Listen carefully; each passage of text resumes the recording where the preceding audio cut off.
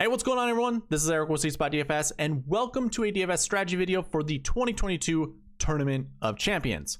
Hopefully, you were able to watch the preview video I put out this morning, as we covered a lot of key data points that I thought were important prior to building your DFS lineups. In fact, we'll use a lot of those data points in this video, and also include tee time pairings and grass stats. So if you haven't seen the preview video and saw those data points, I'll provide a link, top right hand corner. Just drill down on that, watch it. You'll have a better understanding what I'll be covering in this video. But I'll try to kind of encapsulate everything that I did talk in that video in this one. I'm gonna make these a little bit more detailed, so they might run a little bit longer. If you don't have the stomach for a long form conversation, I don't blame you. That's why I'm trying to make the preview videos a little bit shorter. But for most of my listeners, and even for myself, I really enjoy long form conversation, especially with data visualization. Spreadsheets aren't the sexiest thing to look at, but that's all I have at this current moment. We'll eventually get to dashboards and stuff like that, but for the time being, we're going to look at spreadsheet data, try to figure out anchor plays by looking at tee time pairings, grass stats, and the anchor buckets. So if you want to see everything I'm covering in depth, or just the timestamps, I should say, you can find them in the description below. You can also find them on YouTube's progress bar. All I gotta do is hover over it. You'll see them there. But before I get into any anchor plays, anything like that, I'll remind you guys, I run giveaways every single week. And this week, I'm running 3 of them. The first and the second one really kind of go hand in hand. You gotta be subscribed to the channel, and you gotta leave a comment in the comment section below. We can use a topic of who are your 2 anchor plays this week. Basically, who are you going to build your lineups around? I just want 2 names. I don't need price tag or anything like that. And in fact, in order to enter into this giveaway, you don't have to follow that topic. It's just an idea for you guys. So I'm just requiring a comment, be subscribed. And if you want the optimizer that I'm going to showcase in this video, just reach out to me on email. SweetSpotDFS@gmail.com. Just be like, hey, I'd like to use the optimizer. I'll send it your way. It includes the dream sheet that I'll also be showing you in this video, as well as the bucket system itself. So if you're interested in those things, again, just email me. But again, be subscribed, comment below. The second part of that is you can win $10 that way. Your name is going to be entered into a giveaway. Once we hit our goal of 275 subscribers, I'll be running the giveaway, and one of you lucky guys will win $10. Lucky guys or girls will win $10. So that's an easy giveaway. The third one is a Prize Picks giveaway, and really all you got to do, sign up with Prize Picks if you haven't yet, and use the promo code SweetSpot. I'll provide a link in the description below, that easy link that'll get you straight to the Prize Picks website. And then from there, all you gotta do is just make a deposit of how much you'd like. I just require at least $20, and I will enter your name into a giveaway to win $20. And the best thing about that giveaway, your name's not gonna disappear. Like, it's gonna be entered into the giveaway until your name is called to win. I'll run this one weekly as long as we get signups. So it's an easy way to make $20. And honestly, I think the minimum deposit is 20 on Prize Picks. It might be 25, but either way, you're essentially playing for free, and Prize Picks is going to double. Well, they're going to match your deposit, I should say. So if you put in 20, 25, you're going to get 40, $50. So super simple, super easy, easy way to make money. Let's go ahead. Let's get into the strategy video. I like to start out with my sweet spot score. I'll explain how I get the rankings over here very shortly, or very quickly, I should say. So I kind of have the columns over here, and if you want the optimizer, this will also show on the dream sheet of that optimizer.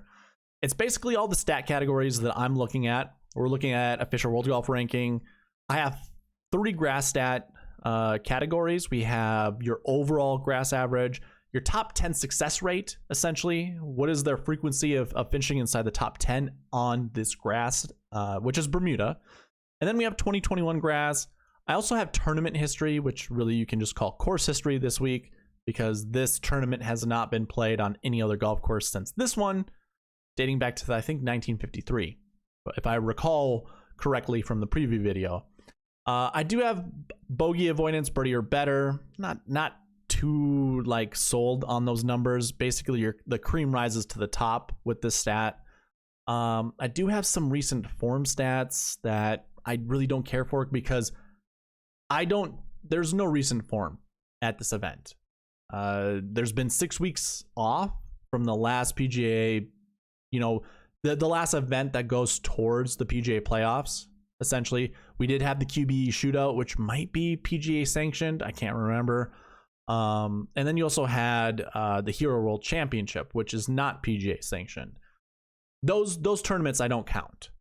So we haven't had an event since the RSM Classic.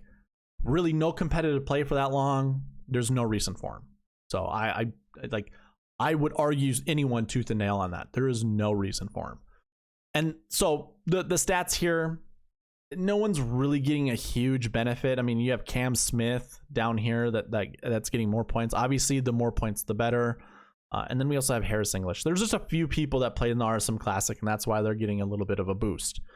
And then we're looking at season long, and this is actually going a full year's back. So really, it's, what would you call that? I know you'd call it annual, but I don't think that's what we would want to do.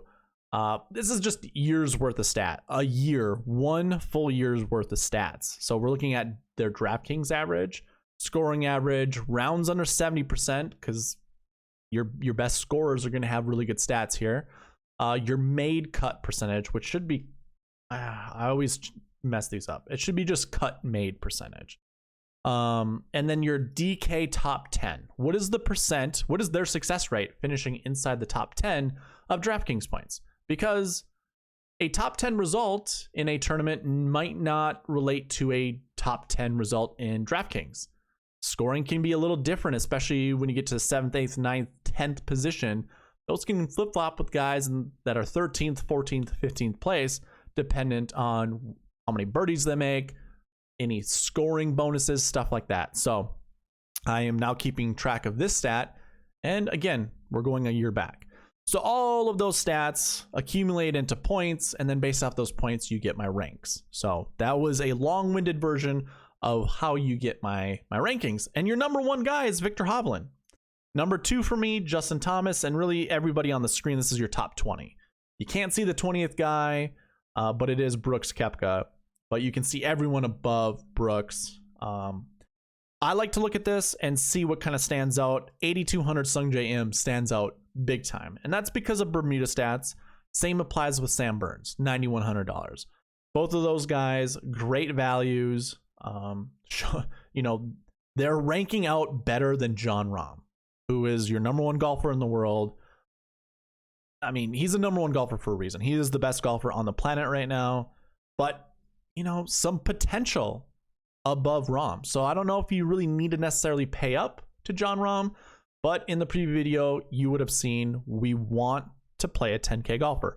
Last 4 years, actually every year DraftKings has done this contest for this tournament, or not just this contest, but any contest for this tournament. There's been a 10K golfer in the optimal lineup. So why not play a 10K golfer? Another one that stands out, Mark Leishman, 7,500. He's ranked 9th. If I were to sort this back out by price tag and count how many golfers are ahead of him when it comes to DraftKings price, there's 20. So he actually ranks out less than half of what his salary rank is, which means tremendous value. And I think everyone knows that. There's a lot of Mark Leishman hype that's out there. A lot of people touting his name. One thing to mention, one thing to note, I learned this at the Sony Open last year. Currently, it is Australia's summer. And obviously, every one of us that golfs in the United States, we know what our summer months are. We know we golf more, obviously, during that time. There's like a circadian rhythm that comes with that time of year. I'm not going to back it with science or anything like that. I don't think there is any science on it, but we get into our mid form, and it's just ingrained in our DNA that we golf during a certain period of the year. You southern golfers probably don't golf a lot in the summertime, and if you do, it's either early in the morning or late at night. I lived in the desert in California for a while, so I understand how golf is for you guys in the wintertime.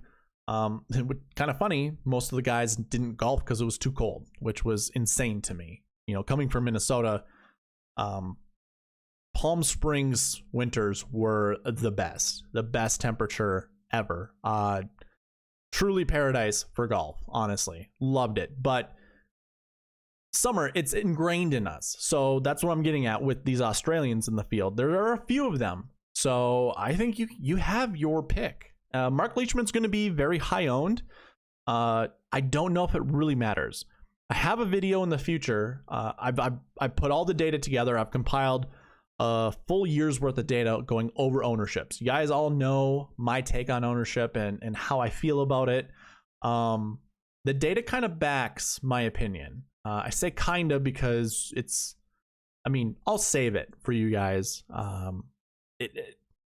I'll give away the ending. It doesn't matter. You're gonna notice that some of the highest owned golfers in each price range have the best success rates. So what you're really gonna distinguish between you and another person's lineup is which 6K golfer are you gonna get right. That's the biggest disparity when it comes to ownerships.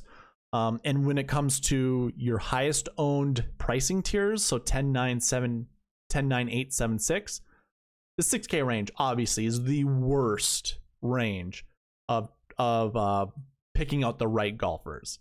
So if you're hearing a lot of chatter on 6K golfers, it's best to fade them and find a low owned substitute. But when it comes to 10, 9, 8, like your success rates are around 50%. So your top 3 owned golfers in each of those tiers usually are in the optimal lineup nearly 50% of the time. So again, there's a video that I'm going to put out a little bit later. I'm just trying to get a couple guests situated to see if I can have them join the pod at the same time. So it's just not me talking about it. But anyways, I don't know if I really care about the Mark Leishman hype. Like I'm going to play Mark Leishman because I think he's a good play. That's essentially what it comes down to. That was long-winded, but hey, again, strategy video. We're going to be detailed here. Kevin Na, Jason Kokrak, Harris English, some notable 7K golfers. Same with Billy Horschel. Horschel's really good on Bermuda. So, hey, why not play someone like a Billy Horschel? I don't have any issues with that, and might have one of the best values on the board. But that is your top 20. It ends up being half of the field. So one thing you have to remember during this field, if we're going to talk about ownership once again, it's going to be wonky. So if you're looking up and you see someone's 30% owned, that's kind of like the equivalent of someone being 15% owned in a full field event. So don't worry. I think during the Hero World Challenge, I want to say the highest owned or the lowest owned golfer. Okay. Yeah. The lowest ownership on a golfer was 10%, maybe somewhere like 6-10%. I think it was like Harris English or something like that. But your average ownership of players was like 30%, 33%, something like that. Newsflash, but surprise, Harris English didn't do well. I don't even know if it was him, to be honest with you, but the 6% guy was not in the optimal lineup, was not inside the top 10. Your top 10 was consisted of nothing but 40, 30, even 50% owned golfers. So again, in a field like this, it's really hard to figure out who to really pivot to. But if there is one thing, again, that I'm going to say, it's your 6K range. You're going to want a 6K golfer, maybe pick the lowest owned 6K golfer and go from there. But that's enough on that. That's your SweetSpot rank, how I got the scores. Now what I like to do is get into the tee time pairings, because that's the tee time pairings that I go over when I find my anchor plays use the SweetSpot rank. So I came up with a new system. I'm going to call it the 59 Club. And it's really 59% of the field. That's what's going to be my baseline number. So we have what, 38 golfers. 59% is roughly 23, 22, I think. 22 is the total score. So this is how it's going to work. This is how I find my anchor, really my anchor plays. I forget what I call them. Is it anchor plays? It's been a while. But let's say group 2 here, Victor Hovland, Brooks Koepka. They're all going off in duos. Their collective score is 21. Now the 59 club, that score is 22. So as long as it's under that number, they're going to be highlighted green. These are what's going to comprise of my anchor plays. So we got Hovland and Brooks as one of them. Leishman and Cameron Smith, you got your Aussies together. Like, this is going to be a fun group to watch because they're most likely going to be joking around. They were teammates at the Zurich Classic. I think they took that one down. Yeah, they did take that one down from memory. So that one should be a good one. 2 Aussies. Probably one of them is going to be a good choice to pick, if not both. I do have an honorable mention. Sam Burns and Billy Horschel. Their collective score equals 23. So that's just 1 point outside of the 59 club. Colin Morikawa, Patrick Reed. They're 2 points outside of that. I mean, Reed is kind of pulling up the caboose. 20 or ranked 22nd in my model. It's close enough. I think we're gonna find one of these golfers in the optimal lineup or top 10. It's gonna be really close. And then from there we have Jordan Spieth and Justin Thomas. They have the lowest collective score together, I think. Yes, they do. And then we have John Rahm and Xander Schauffele. That's an elite company group right there. So if I were to go ahead, filter this out, you can see we have 4 groups. 4 groups, not really what I'm looking for anchor plays. Well, actually, it is in a sense, but usually how the anchor plays work, these are the marquee tee time pairings. There we go. I've been saying the wrong thing. The marquee tee time pairings. I'm rusty. I think these golfers might be a little rusty. I'm rusty with the podcasting. Marquee tee times. There we go.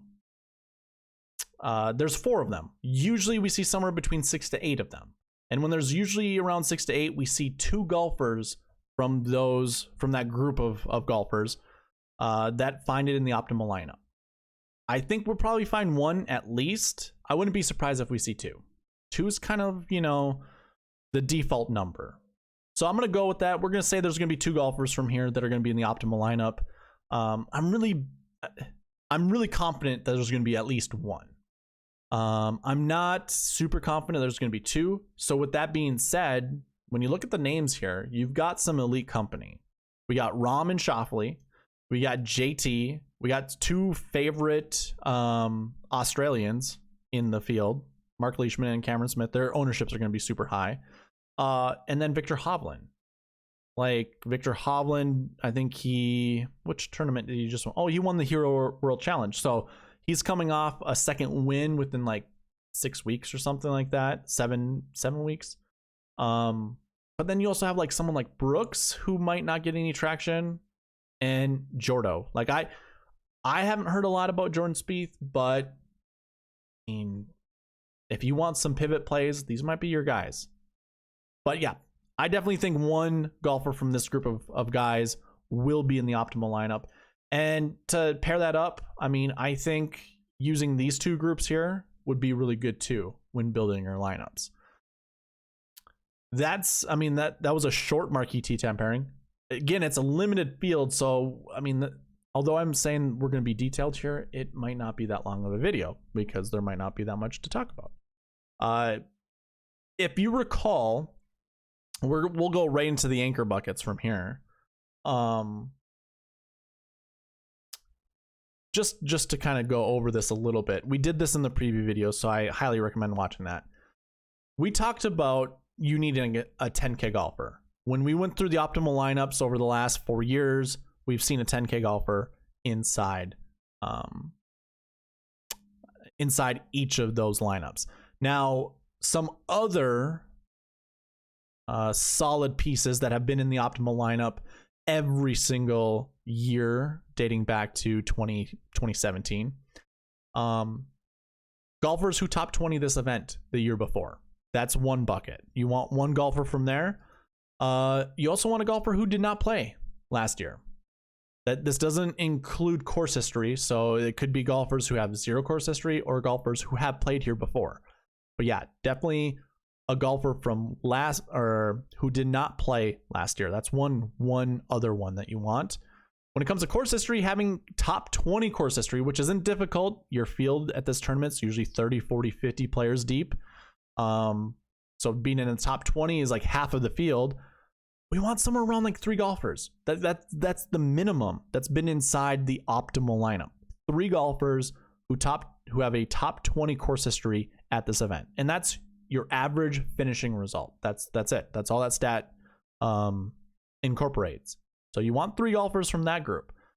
You want one 10K golfer, and when it comes to strokes gained stats, all positive. 3 golfers minimum. They have all positive stats. We went over this in the preview video. If I were to go ahead and filter this out by all strokes gained 1 golfers, we only have 7. Your top guy is Jon Rahm. So if I said you need a 10K golfer, if you really like Jon Rahm, hey, here's another reason to play Jon Rahm. If not, and you want to, pivot from Rahm, you got a great selection of golfers right here that are above 6K. So you have 3 8K golfers and 2 9Ks. Patrick Cantlay, great choice. Sam Burns, Jordan Spieth, Daniel Berger, Sung Jae. Now, we've already talked about Spieth, and we've already talked about Rahm, I guess, when it comes to Marquee T10 pairings. Our honorable mention is Sam Burns. So, if you want to pivot away from a Jon Rahm and you like a different 10K golfer, maybe you jump down to Sam Burns. Maybe you go to Daniel Berger. And if you have the salary, maybe Sung Jae. If not, your 6K golfer might be Seamus Power. Like, that wouldn't be a bad 6K golfer. I don't know how owned he's going to be. Again, if you're going to pivot from if you're going to pivot based off of ownership, the 6K range is the best place to do it. If you get any signs that Power is going to be high owned, pivot to a different guy. But as history has proven, I mean, I don't have salaries that go with your strokes gained golfers, but you want 3 guys who have all positive strokes gained stats, and we only have 7 in the field this week. So it makes choosing pretty easy. I mean, it makes picking golfers pretty easy, or starting your lineups super easy. And that's probably what we're going to do at the end of this one when I build out a few lineups, is picking 3 golfers from here.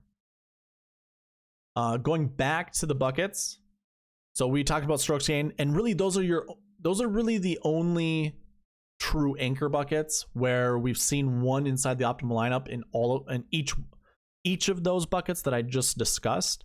But I currently have this filtered out by what I'm projecting to have at least 1 golfer in that group finish inside the top 10. So that's what my projections kind of do here. I'm kind of trying to predict which buckets are going to finish or which buckets are going to be represented inside the top 10. So I'm kind of projecting 1 to 3 golfers who top 20 the year before. So I would start there. Well, I should say I would start with your strokes gained stats because it's the easiest one. There's 7 golfers in that, and you want somewhere between 2 to 4. We've seen at least 3 in the optimal lineups and a max of 4. So we have our basically, 2 to 4. So although I said you want to pick 3 golfers from that bucket, it'd be okay if you pick 2. The strokes gained 1 bucket that we just discussed. I would start there, but then I would just go top down. It's not difficult. You want 1 to 3 top 20s from last year. You want 1 to 3 20 to 40s from last year, so you're middle of the pack. So like Stuart Singh, Kevin Na, golfers like that.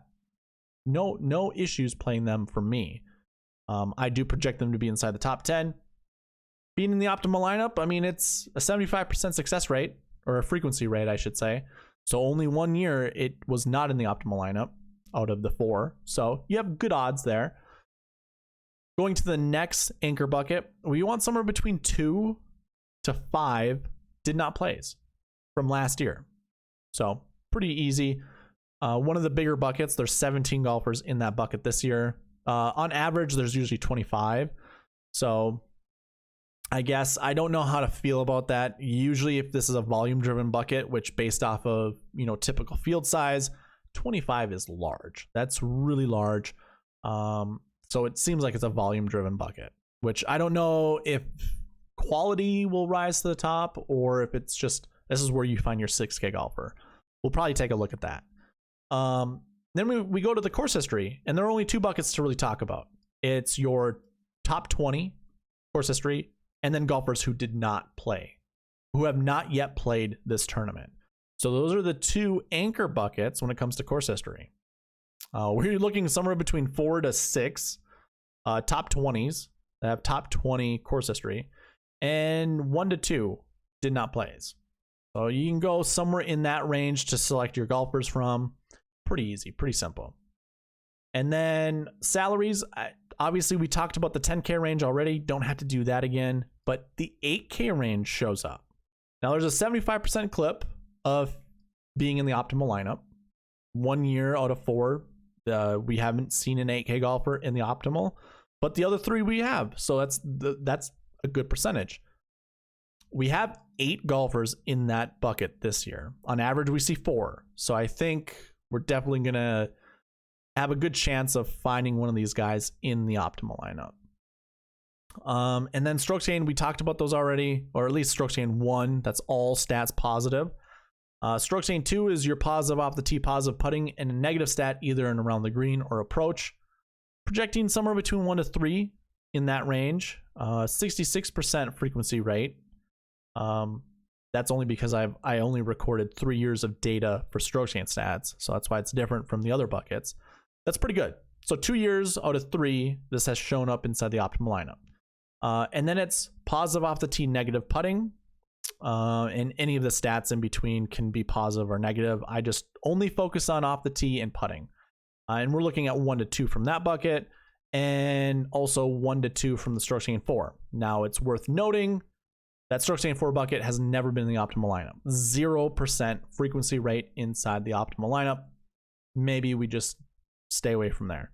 And we're only looking at positive off the tee guys, with 2 of those buckets having positive putting. The other one does not. So I think building lineups will be a little easy this week. I'm using all of the information I just provided to you, and applying it to the optimizer. Now there's one other thing I want to look at, just to go over really quickly. I'm not going to spend too much time here, but it's your grass stats. So before I start building lineups with the optimizer, I just want to show you who the top guys are with grass stats. Your number 1 guy, Colin Morikawa, followed by Victor Hovland. And these are your top 20 golfers right here. Overall, Bermuda goes back to 2013. A lot of these guys how do I want to phrase this? Most of these guys haven't been on tour that long. A lot of them came in around 2015, 2016. Like I think Xander's first year was 2017.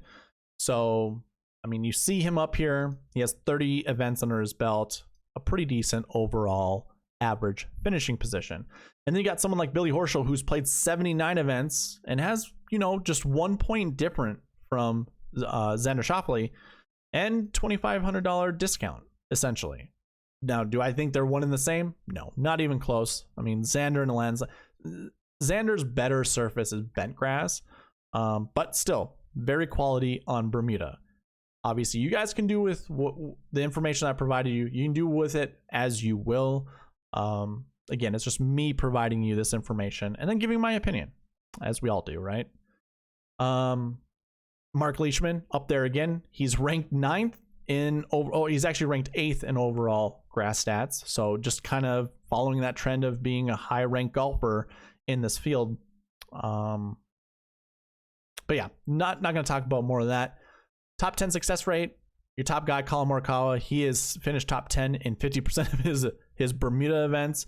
John Rahm, 47%. Pretty good. And then we drop a little bit to Justin Thomas. We dropped 6 points. So we dropped 3 points from Morikawa to Rahm, and then from Rahm to JT, it's 6 points of success rate, basically, we drop. and then we drop 5 points to go to the next guy. So these three up top are clearly the better golfers in this field. Colin Morikawa, John Rahm, Justin Thomas. Like, you can't go wrong picking any of those golfers. But then we go from there, we go Bryson, Hovland, Schauffele. I'm not going to talk about Garrick Higo only because, like, he only has 3 Bermuda events under his belt. That's not a lot. That's really hard to kind of discuss and say he's really good at Bermuda. But yeah, I'm not going to talk about the rest, guys. You can see the rest of them on the screen. There's a Siwoo sighting here down at the bottom. I didn't even know he was in the field. Looking at, this is 1 full year's worth of data for my Bermuda stat here. So this really should just be last season, I guess. I don't know what to call this stat, but 2021 Bermuda is going to be a little confusing. Your best golfer is Bryson DeChambeau. Unfortunately, I can't show you how many events he played last year, but he has a 9th place average finishing position. He's followed by Jordan Spieth, Colin Morikawa, and Daniel Berger. You can see the rest of the top 20 here. Again, we see Siwoo down at the bottom. You might think that's because of his American Express win. That was in Bermuda. I'm going to get into that argument with myself when we get to that tournament once again, because everyone else is going to call it Bermuda, but it isn't. I lived there during that time. Bermuda can't grow when that tournament is played. So it's not Bermuda. It's on different tracks for Siwoo. So yeah, that's your top 20 with grass stats. I think we can jump right into lineup building. Yeah, I don't have anything else to say with that. So let's go ahead. Let's bring in the optimizer. Like I said, you guys can use this optimizer by subscribing to the channel, leaving a comment who are your top 2 golfers you're going to anchor your lineups around this week, and then emailing me at sweetspotdfs@gmail.com saying, hey, I want to use this optimizer. And really what it's driven by is the metric. This is obviously the sweet spot score that I showed you earlier on in the video, where the ranking kind of comes from. So when you get this, this is what it basically fuels the optimizer. The higher the number, the more likely the optimizer is going to select. And obviously it's based off a salary and whatever else you want to put in. I do have ownerships. If you put your max ownership, the optimizer won't go over that ownership of that golfer. And then it also looks at all of the buckets. Now, if you don't want anything to do with the buckets, all your mins need to be 0. All your maxes need to be 6. I kind of preload my buckets that I will be selecting for my maxes. I think you want to leave this as is. I don't think you really want to change this. But if you don't like it, obviously it's at your disposal. You can just click in and you see the values that the buckets or the optimizer is looking for. And you can change your salaries here. Unfortunately, I don't have a slider or anything like that. You just double click into that cell and change it to whatever you want. I have 49,000 to 50,000. Yeah, you go 49.5 and it'll show up like that. But I'm going to keep it at 49 just because it's a limited field event. I want to create some unique lineups, that leave a little bit of money on the table. I already ran the optimizer. This is the most optimal lineup based off of the sweet spot score and the rankings, and the other criteria that I have here. You can see Victor Hovland is the 10K golfer that the optimizer selected. I didn't even put a minimum for that, but I will. But either way, it selected Hovland and then went down to Jordan Spieth, Cameron Smith, an Aussie, Sung J M, and then Cam's partner in crime, Mark Leishman, and Billy Horschel. So we talked a lot about those guys. These are all, like, even Spieth to some extent is a Bermuda specialist. Like, it's definitely one of Mark Leishman's best grass stats, as well as Billy Horschel. And we all know Sung J M's record on Bermuda. He's won a ton of, well, not a ton. He won the Honda Classic. He performs really well on Bermuda. But yeah, let's go ahead. Let's use what we learned in the preview video as well as this one. And really, I want to start with our anchor plays, our marquee tee times, that is. So for me, what I want to do, let me sort this back out by salary. We need a 10K golfer. I do like Hovland. He is ranked #1, but let's go with like a Justin Thomas lineup. So I want to pair Justin Thomas up with another guy that he's not playing with. So I forget who that is. Jordan Spieth. I don't want to pair him up with Jordan Spieth, but I do want to pair him up with another marquee tee time pairing. So I think that's going to be Cam Smith. And I'm okay if the optimizer selects other guys that are marquee tee time pairings, but let's go with a JT Cam Smith lineup. And the easy way to do that, so again, if you guys acquire this from me, there are locks that you can select. So I can go into here and hit yes for JT. I can go ahead and hit yes for Cameron Smith. And then based off of all of my other criteria, the optimizer will select the most optimal lineup. And for those that haven't seen this before or are going to receive this optimizer for the first time, you kind of have to be careful with all of your criteria. If you make it too strict, the optimizer isn't going to like it. Also, if you leave all the criteria the same and you don't add some kind of ownership or you don't build this one by one, you're going to get the same lineup because that's just what the optimizer does. It's like, this is the most optimal lineup. You will have to manually change some things. So one easy way to do that is I don't want Jordan Spieth in my lineup. So I'm going to go ahead and hit the no with a lock. So this will actually reject him when the optimizer wants to select him, and it'll replace him with somebody else. So put in Victor Hovland. Now, I don't want two 10K golfers in my lineup, so I'm going to go over here and change this bucket to 1. So now the optimizer will only select 1 at the max 10K golfer. And you can see we have JT and Cam Smith in that lineup. We don't have Jordan Spieth. And we only have one 10K golfer. Now, I told you want a 6K golfer. Here's what kind of becomes an issue. I changed this to a high 6K bucket as well as a low 6K bucket. And that's only because usually 70% of the field, if not 80% of the field, was in the 6K range. And I wanted to delineate between the two because your lower 6K golfers are worse, obviously, than your high 6K. In the future, I might actually provide some other grouping measures so you can just say, I just want one 6K golfer. But one way to, I guess, work around this issue is just, play around with it, create lineups one by one. I'll do a high 6K for this one, and then I'll do a low 6K for the next one. So it actually selected Seamus Power. So I'm happy with that.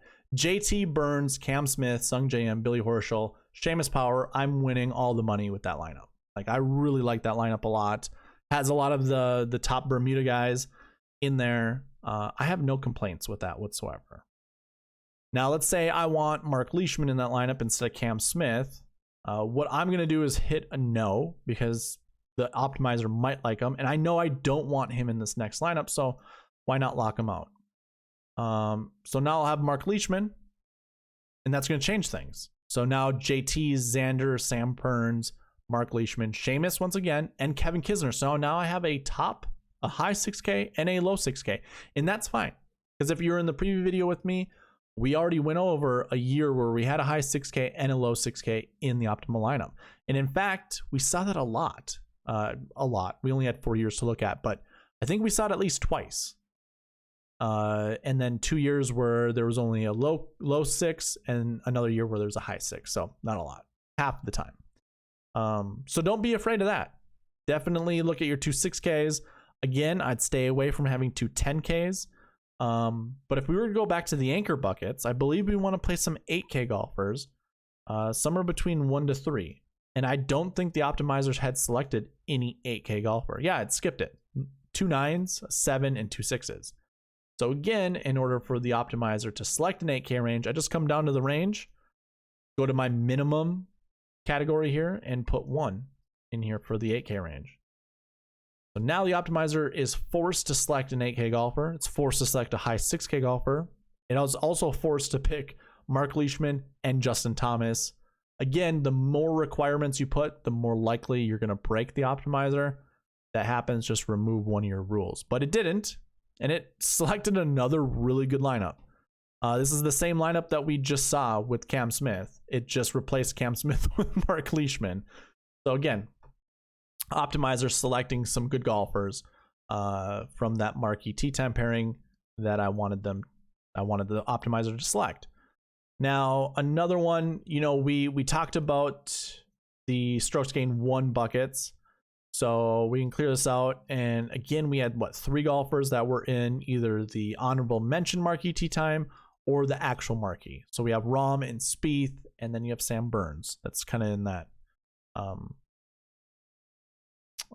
am I trying to say? In the honorable mention. Now, one way to circumvent this is, I'm going to clear some of these out. I do want to keep an 8K. I want to keep my 6. But my strokes gained 1s, I'm going to say I want a minimum of 3. So, I mean, we just had that happen, which is phenomenal. The optimizer already selected with the last lineup it created. But I want John Rahm to anchor this one. I want him to be one of the strokes gained 1 golfers. And then I can pick either Jordan Spieth or Sam Burns, kind of as my other lock when it comes to those Marquee tee times. Now, it can be any of the Marquee tee times, not just the strokes gained 1 golfers. So keep that in mind. But just for entertainment value here, I'm going to select Jordan Spieth and give you my favorite, well, the optimizer's favorite Rahm and Jordan Spieth lineup to go with the rest of the criteria that I have. And again, it used Seamus Power, Sung J.M., Billy Horschel. Maybe Seamus Power is used a lot. Maybe he is one of your top owned 6K golfers. Remember, if there is a pivot range to select from, it's the 6K range. So let's do that. Let's just say, nah. I'm sorry, optimizer, I don't want Seamus Power. Give me a better or a different 6K golfer. And it replaced Seamus Power with Phil Mickelson.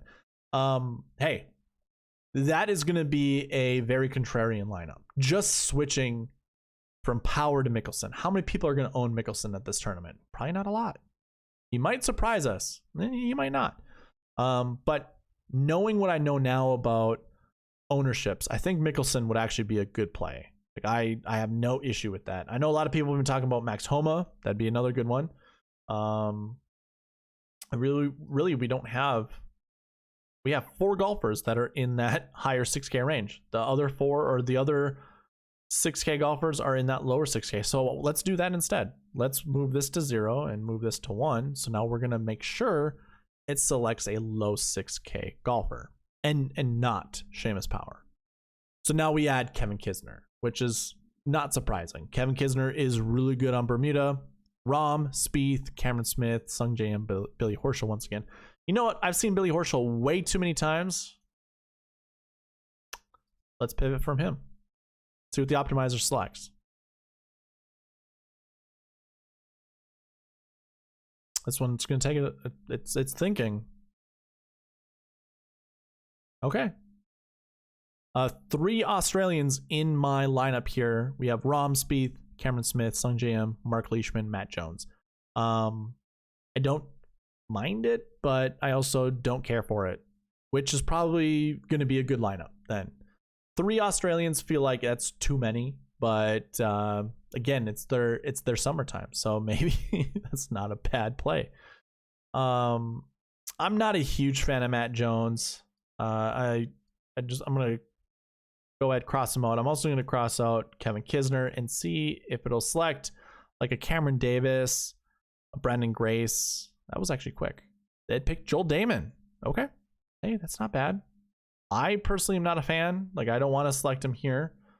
But again, I think that's what we need to do when it comes to building some of these lineups. It's pick some of those 6K golfers we just don't care about. This is the perfect opportunity to do it. Luke Glover is another 6K range. Okay. I'm not going to bore you with the rest of lineup building. Again, if you want this optimizer, I'll let you play around with it. I think I gave you enough information to make it easier to build lineups. It's a limited field event. And we haven't seen PGA Tour, a PGA sanctioned event since the RSM Classic. At least one that goes towards the playoffs, the FedEx Cup playoffs. So I don't know how these golfers are going to be heading into this tournament. I do know that the winner is usually around 24 under, so someone's going to get hot. One thing to note, a lot of people, I shouldn't say a lot of people, I was listening to a podcast who was like, well, you know, this whole rusty, this, you know, golfers coming in with rust, that's not a real thing, or it's something you shouldn't even think about. I want you to look at the drop off from first place to 20th place, or 15th place, 16th place on some of these. We have like 10 shots on most of these, going down to 16th place. That's a lot of strokes in between. You normally don't see that on a typical PGA Tour event. You see like a 3-shot difference, 4-shot difference. And if we scroll down, you might see some notable names like Hideki Matsuyama. I know this is kind of weird.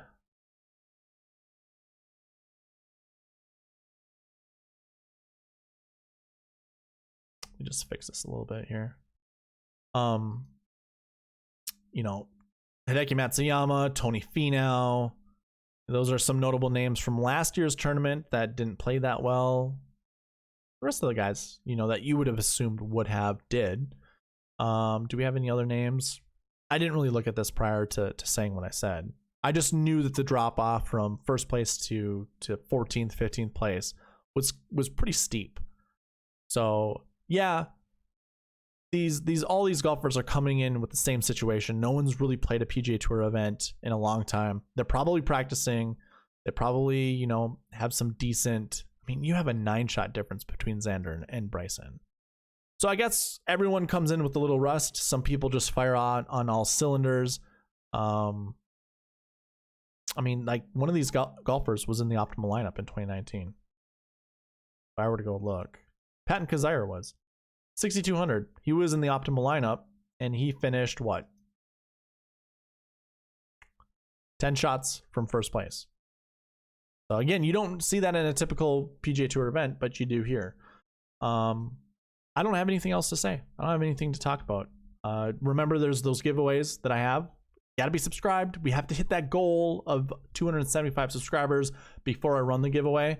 But although we're not there yet, all of your entries are saved until the giveaway is ran. So you have the opportunity to have 4 entries this week. Sharing it on Twitter gives you an entry. Commenting on each of my videos gives you up to 1 entry each for each video that I have. And I put out 3 videos. I do a preview, I do a strategy, I do a prize picks video. So if you comment on each of those, you get 1 free entry. It's $10, man. $10 is easy. And again, if you want the optimizer, reach out to me through email, but also be subscribed, comment down below. Let's help the YouTube algorithm reach out to other people. I think we do that by getting as many likes as we possibly can, as many comments as possible, just enough interaction to show YouTube, hey, people like this channel. So that is all I have to say. I am going to bid you adieu. I have a prize picks video tomorrow. So if you do play prize picks, I'll give you my best picks again tomorrow. Thank you guys for watching. Please leave a like, comment, subscribe, all of that good stuff. And welcome back to PGA Tour season. Let's win some money. All right, bye-bye.